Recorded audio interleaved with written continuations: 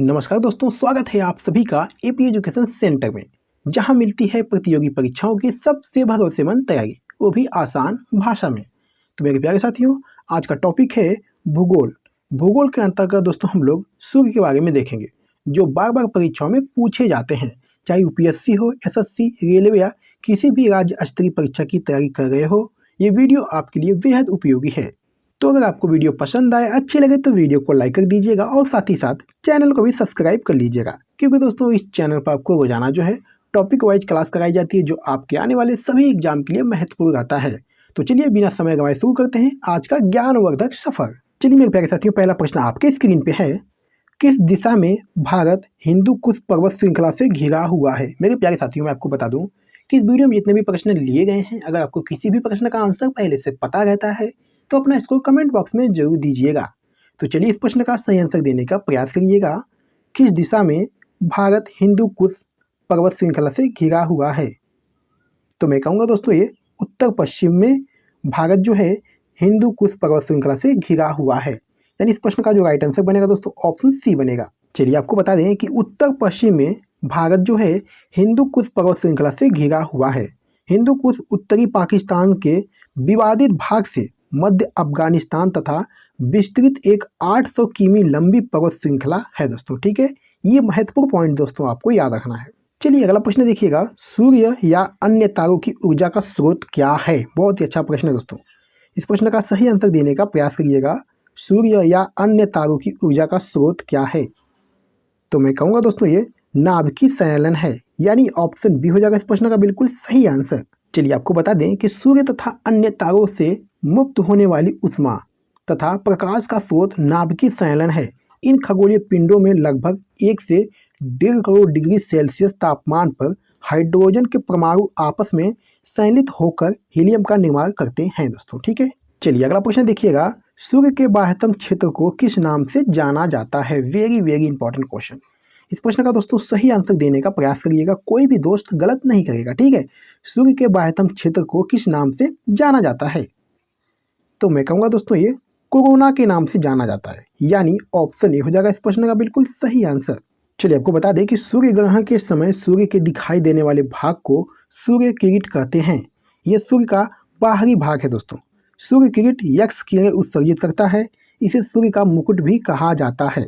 पूरे सूर्य ग्रहण के समय दोस्तों सूर्य किरीट से प्रकाश की प्राप्ति होती है, ये आपको ध्यान देना है। चलिए दोस्तों अगला प्रश्न देखिएगा, सूर्य के प्रकाश को पृथ्वी तक पहुंचने में कितना समय लगता है? बहुत ही अच्छा प्रश्न है दोस्तों।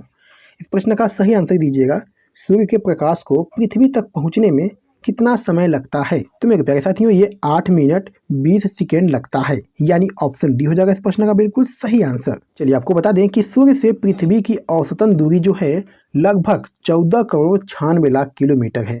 सूर्य के प्रकाश को पृथ्वी की सतह तक पहुंचने में 500 सेकेंड या 8 मिनट 20 सेकेंड लगते हैं दोस्तों। ठीक है, ये आपको ध्यान देना है।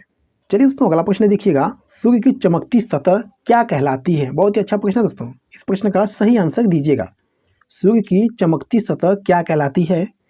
तो दोस्तों ये फोटोस्फीयर कहलाती है, यानी ऑप्शन बी हो जाएगा इस प्रश्न का बिल्कुल सही आंसर। अगला प्रश्न देखिएगा, सूर्य का प्रमुख तत्व क्या है? बहुत ही अच्छा प्रश्न है दोस्तों। सूर्य का जो प्रमुख तत्व क्या है? तो दोस्तों ये हाइड्रोजन है, यानी ऑप्शन सी हो जाएगा इस प्रश्न का बिल्कुल सही आंसर। चलिए आपको बता दें, सूर्य का प्रमुख तत्व हाइड्रोजन है दोस्तों। सूर्य एक गैसीय गोला है जिसमें हाइड्रोजन 71%, हीलियम जो है 26.5% एवं अन्य तत्व जो है 2.5% उपस्थित होते हैं।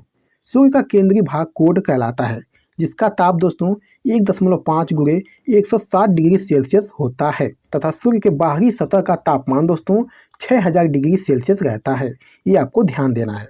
चलिए मेरे प्यारे साथियों अगला प्रश्न देखिएगा, कौन सा गैस सूर्य के वायुमंडल में सबसे प्रचुर मात्रा में पाए जाने वाला तत्व है? बहुत ही अच्छा प्रश्न दोस्तों। इस प्रश्न का सही आंसर दीजिएगा, कौन सा गैस सूर्य के वायुमंडल में सबसे प्रचुर मात्रा में पाए जाने वाला तत्व है? तो मैं कहूँगा दोस्तों ये हाइड्रोजन है, यानी ऑप्शन सी हो जाएगा इस प्रश्न का बिल्कुल सही आंसर। चलिए दोस्तों अगला प्रश्न देखिएगा, सूर्य पृथ्वी की सतह पर कितने मिनट के कोण पर सामने होता है? बहुत ही अच्छा प्रश्न है दोस्तों। इस प्रश्न का सही जवाब दीजिएगा, सूर्य पृथ्वी की सतह पर कितने मिनट के कोण पर सामने होता है? तो दोस्तों ये 32 मिनट के कोण पर सामने होता है, यानी ऑप्शन बी हो जाएगा इस प्रश्न का बिल्कुल सही आंसर। चलिए आपको बता दें कि सूर्य पृथ्वी की सतह पर 32 मिनट के कोण पर सामने होता है। दोस्तों सूर्य और पृथ्वी के बीच की औसतन दूरी दोस्तों 14,96,00,000 किलोमीटर है, ये आपको ध्यान देना है। चलिए दोस्तों अगला प्रश्न देखिएगा, पृथ्वी द्वारा अवरुद्ध सूर्य की शक्ति लगभग कितना मेगावाट की है। बहुत ही अच्छा प्रश्न है दोस्तों, ये प्रश्न दोस्तों आपकी एग्जाम में बार बार पूछा जाता है। चलिए इस प्रश्न का सही आंसर दीजिएगा। पृथ्वी द्वारा अवरुद्ध सूर्य की शक्ति लगभग कितना मेगावाट है। तो मैं कहूँगा दोस्तों ये 1.8 × 10⁻11 मेगावाट है, यानी ऑप्शन सी हो जाएगा इस प्रश्न का बिल्कुल सही आंसर। ध्यान दीजिएगा दोस्तों, पृथ्वी द्वारा अवरुद्ध सूर्य की शक्ति जो है ये लगभग दोस्तों 1.8 × 10⁻11 मेगावाट है। चलिए दोस्तों इस वीडियो का लास्ट क्वेश्चन है, सूर्य के फोटोस्फीयर से उत्पन्न होने वाली ऊर्जा के संक्षिप्त विस्फोटों को क्या कहते हैं। बहुत ही अच्छा प्रश्न है दोस्तों। इस प्रश्न का दोस्तों सही आंसर क्या बनेगा, फटाफट आंसर देने का प्रयास करिएगा। सूर्य के फोटोस्फीयर से उत्पन्न होने वाली ऊर्जा के संक्षिप्त विस्फोटों को क्या कहते हैं।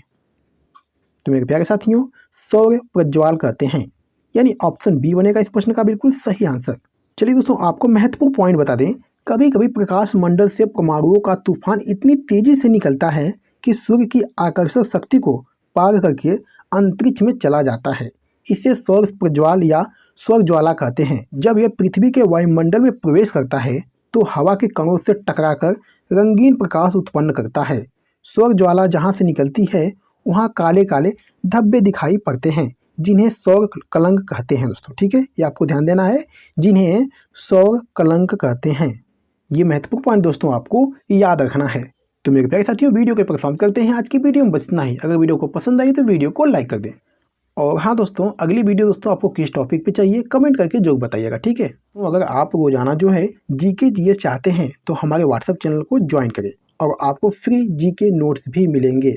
व्हाट्सएप चैनल का लिंक दोस्तों जो है डिस्क्रिप्शन बॉक्स में दिया गया है, वहाँ से जाके आप ज्वाइन कर सकते हैं। तो चलिए फिर मिलते हैं आपसे अगली वीडियो में, तब तक के लिए धन्यवाद।